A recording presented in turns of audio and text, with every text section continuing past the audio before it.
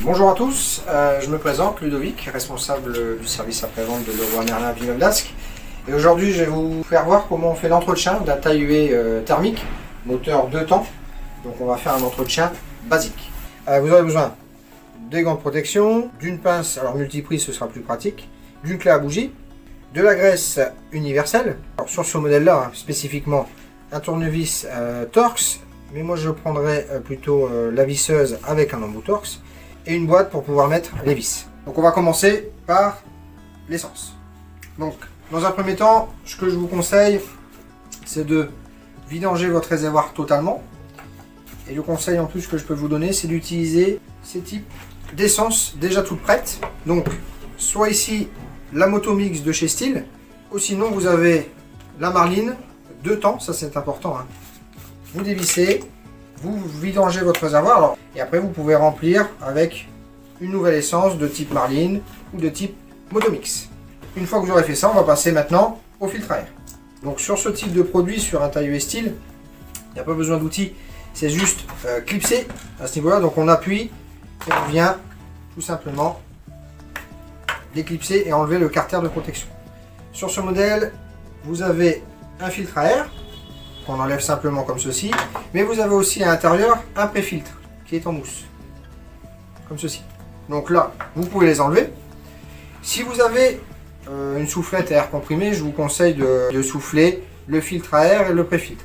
Si vous ne l'avez pas, vous pouvez le nettoyer avec un petit peu d'eau, il faudra les laisser sécher par contre, ou tout simplement en enlevant le surplus si vous avez, souvent ça se met au niveau du carter, hein, des résidus de résine ou de feuilles, etc.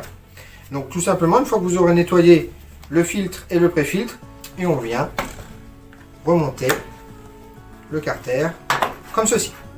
Une fois que votre filtre à air est fait, on va passer au niveau de la bougie. Alors ici, soit vous aidez de la pince multiprise ou d'un tournevis, ce n'est pas évident de retirer le capuchon de bougie. On va essayer. Il est venu facilement, sinon vous pouvez faire pression, une légère pression pour faire levier comme ceci pour retirer le capuchon, ou avec la pince, sans trop appuyer, de retirer le capuchon de bougie.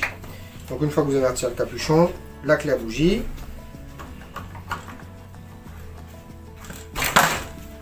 comme ceci. Voilà, donc ici on a la bougie. Donc ici il faudra juste nettoyer la bougie à l'extérieur, au niveau de l'intérieur, au niveau de l'électrode. Vous pouvez la nettoyer à l'extérieur aussi, ou si vous le souhaitez, la remplacer dans tous les cas. Une fois que vous aurez fait cette opération, il faudra simplement la remonter, donc sens inverse, hein. On vient revisser, on vient remettre correctement le capuchon en appuyant fortement pour que le contact se fait. Une fois que cette opération est faite, on va passer sur le dessous au niveau du graissage de la pignonnerie. Et on va retirer les 6 vis ici du carter de protection pignonnerie. Donc soit vous utilisez un tournevis à main, comme ceci, ou comme moi pour gagner un petit peu de temps, si vous avez l'occasion, c'est d'utiliser la visseuse.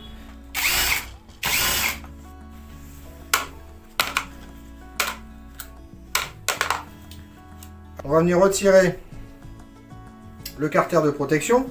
Donc là, moi, ce que je vous conseille, c'est de le nettoyer entièrement. Et ici, vous pouvez faire la pointe de graisse. Donc, ici, avec votre graisse universelle, moi, j'utilise mes doigts, c'est plus facile.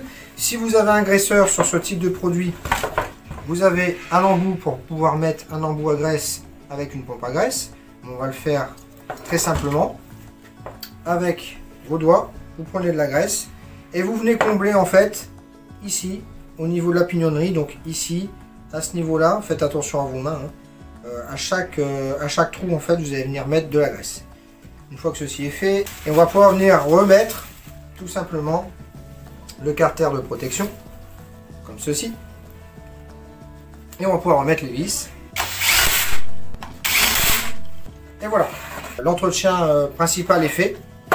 Donc voilà, on a fait l'entretien. Une petite chose à vérifier aussi, c'est la corde de lanceur. Quand vous tirez dessus, vérifiez si elle n'est pas effilochée. Donc là, l'état est impeccable, donc il n'y a pas besoin de la changer. Donc pour le démarrage d'un taille huée, alors je dirais plutôt d'un moteur de temps, il fonctionne pratiquement tous pareil à 90%. Vous avez ici un starter. Ici en fait vous avez, ça fait une sorte de N si vous regardez, Vous voyez, ça fait une sorte de N, et ici ça fait 3 barres parallèles. Donc le starter en fait c'est le N. C'est comme ça que retenez-le, ça fait une sorte de N, et ici quand ça fait pas un N, ça fait 3 barres parallèles, c'est qu'on a enlevé le starter. Donc pour un démarrage, on met le starter. Ici vous avez une poire d'amorçage, on va pomper 2-3 fois, jusqu'à temps que la poire d'amorçage soit pleine. Donc là on va pouvoir la démarrer. Une fois que ce sera démarré, vous allez entendre, elle va démarrer, elle va caler. Donc là la machine a démarré, on a préamorcé la machine, on va enlever simplement le starter, pas d'autre opération, on ne touche à rien d'autre. On va démarrer la machine, on va la laisser chauffer 5 secondes approximativement, les 3 à 5 secondes. Et une fois qu'on aura laissé chauffer, on va pouvoir tout simplement commencer à utiliser la machine. Donc on va redémarrer.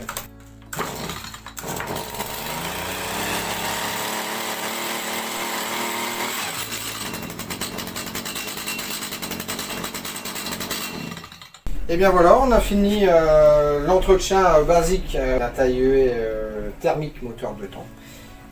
J'espère que cette vidéo vous aura été utile. On sera heureux de vous renseigner si besoin.